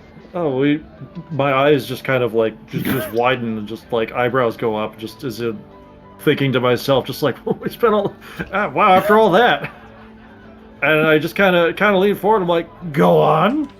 Yes, along the Talamaran River on the way in. This is the halfling. He's got like a big, loose cowl that forms like a big, I don't know, not a. Big loose cowl. Big loose cowl around his neck, and then he's got floppy, loose brown robes that he wears. He says, "We've been trading along the river, and the dangers have just gotten worse and worse. It's plain as day that it's the river pirates. I mean, they took those two young people, obviously, and they've got a hideout somewhere along there along the river.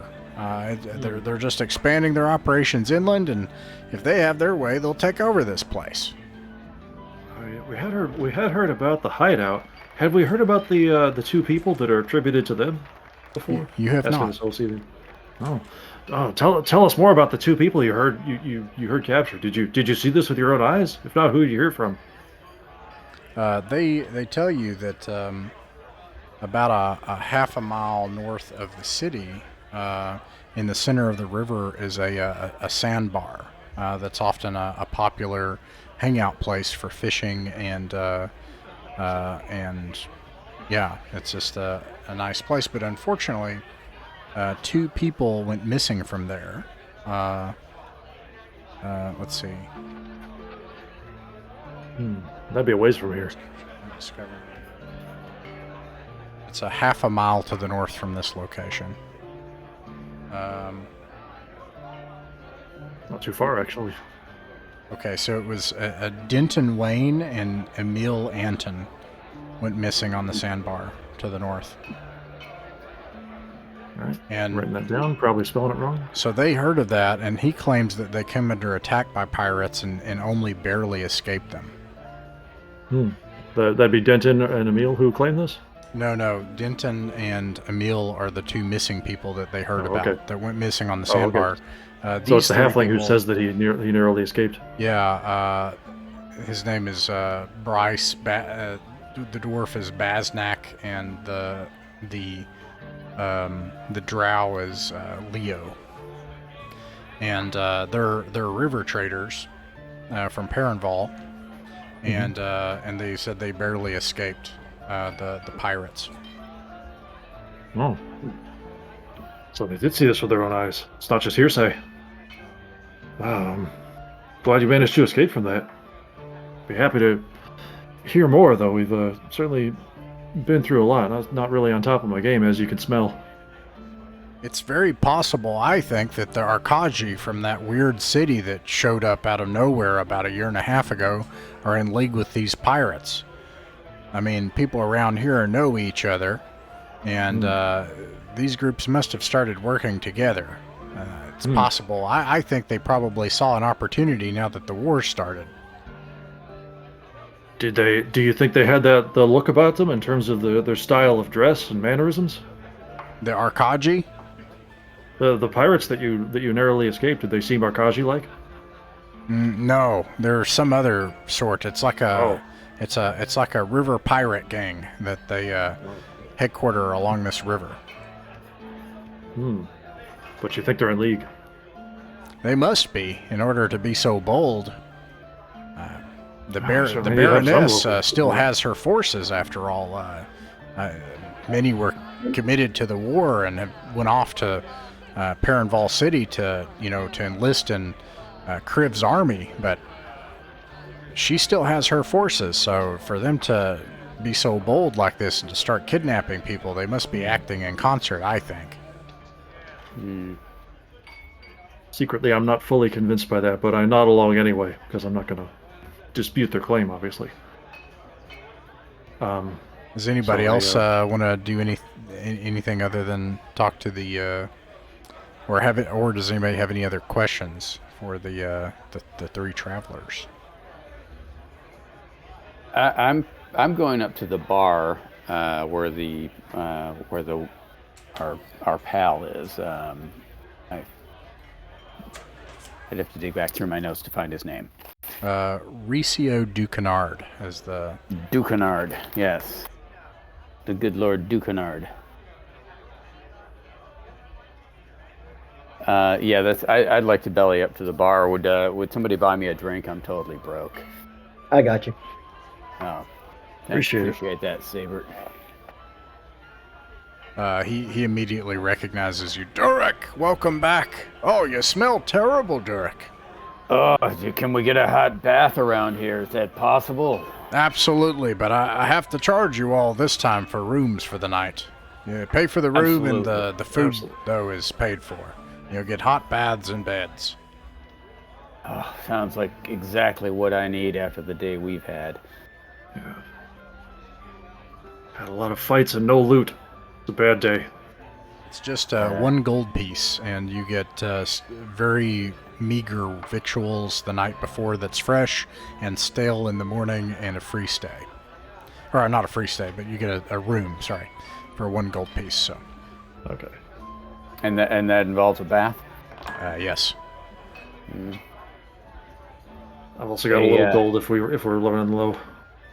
Yeah, Rex, could you spot me? I mean, Right. I hate to be such a mooch, but yeah. Nah, you've earned your keep as far as I'm concerned. So I've got 4 gold. I'll drop that down to 3. All right. So, what else at the bar with the 3 guests? Anybody else want to do anything before you turn in for the night? No. Saber, what are you thinking? I'm thinking too much. Well, I'll also ask where we can buy some lamp oil. Yeah, we can get that in the morning.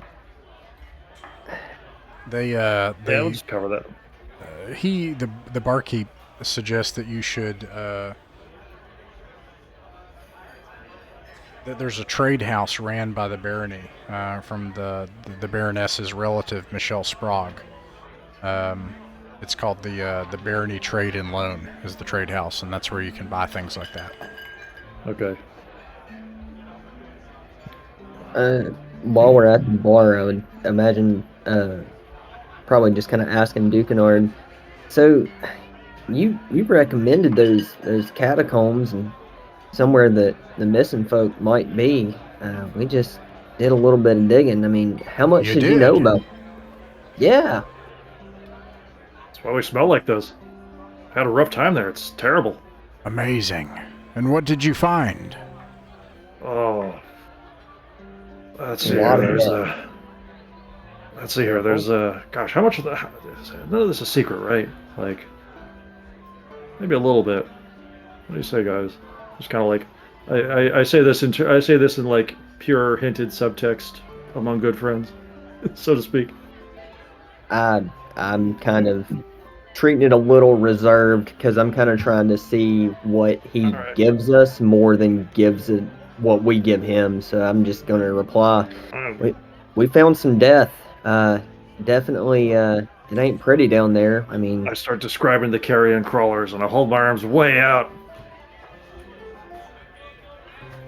Things of that nature. Mention the horrible frogmen and the horrible muck that that more of the toads were crouched in, and mention the signs of some kind of cultist, but I'm very vague on the details there. Unbelievable. I had always heard legends of things that lived beneath those crypts under the old hill. that it had been there long ago, and that tower has existed long before the barony ever came to be. Well, I believe it. It shows signs of being truly ancient. And beneath, even older. I'm gonna be honest. He just said that last time, right? I just want to check. I apologize. Yeah, okay. He mentioned He it was did, old. I yeah. don't remember these exact words. Yeah, okay. So and he says if it's true what they say about Filthy Pete, I can't even imagine. Who's Filthy Pete? Nah, he's the See the sheriff? he was a blacksmith. But he's a drunk and a vagrant, and the sheriff thinks that it's possible maybe. Well, you see, he had a dispute going with the McGoverns, and The McGoverns. farmers, the McGoverns. That's the farmhouse out by the beard old farmers. keep. Actually, he got kicked off one farmstead, first of all, the McGoverns, and then he had a dispute with another farmstead, the McEwins. He couldn't pay his debt. And well, then the McEwins started to disappear, and their farmsteads sit vacant right now. So, some say that Filthy Pete did what some drunks do, and maybe he went there to that cemetery and made a deal with some foul thing. Or perhaps some sort of bog witch. But, the McEwen estate it's vacant now. Maybe you'll find out something if you go and check that out. Oh, yeah. We meant to do that on our way back, but once we finished our tour in the catacombs, we just had to come straight back. It's just too much. Just to get the stench off of us. Yeah. But yeah, that'd be a good place to look tomorrow. Where can we find this Filthy Pete? No one knows. That's the other thing that leads people to think that Filthy Pete might have been part of the cause of all of this. Who he's working with, nobody knows either. But yes, Filthy Pete disappeared, and We'll ask him for a physical description. Yeah, I would say I'd like to ask him that too and see if it matches the description of the one cultist we've already met. it does not. And let Okay. me see. Yeah, he can describe Filthy Pete. It's worth a shot. I'd say props to the NPC name Filthy Pete. I want him to be my new best friend. Well, hey, we're filthy. Right. Pete doesn't look like he did in his better days. After all these years of drink. Like when he was regular Pete. That's right. That's why they call him Filthy Pete. You know, he looks like he did live down there in those catacombs. That's one thing you'll know from him. You'll catch his stench before anything. Teeth rotten out of his head, eyes red and sunken, a look of madness like he's seen things. Old Filthy Pete had looked like that years before any of this had even happened. So Filthy Pete was known to go into the catacombs. So is that what he's suggesting to us? Sounds like it. I Certainly know- that he was in the vicinity of them. I never knew anything about that, but I'm just saying if he's the one that dragged people down there, I can't imagine. And he will tell you, which I won't bring the map up, but he will point out where Pete's shack is, where he did his blacksmithing work. Actually, I will bring the map up. Show you real quick. Alright.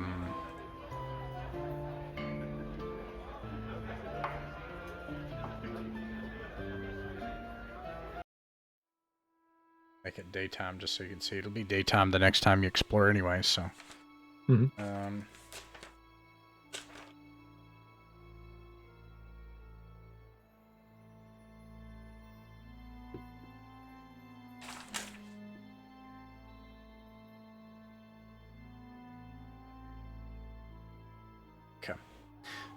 He points out that Filthy Pete's shack is like at the end of the road down here. Mm.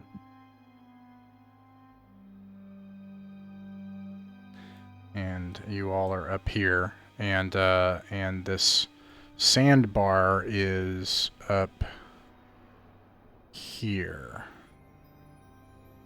So, and that is where we will end the adventure for the night.